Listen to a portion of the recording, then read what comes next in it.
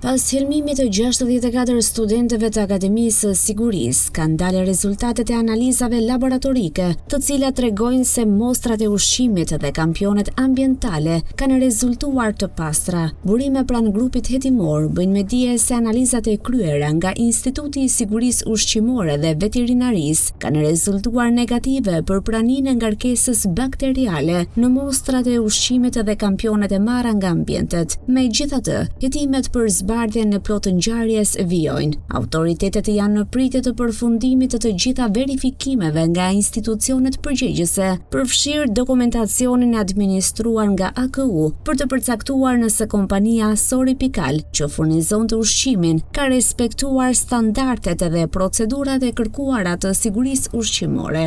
Rasti i helmimit është i përsëritur, ku herën e parë më 7 maj u helmuan 52 studentë që kishin konsumuar ushqimin nga cateringu i së njëjtës kompani Sorial.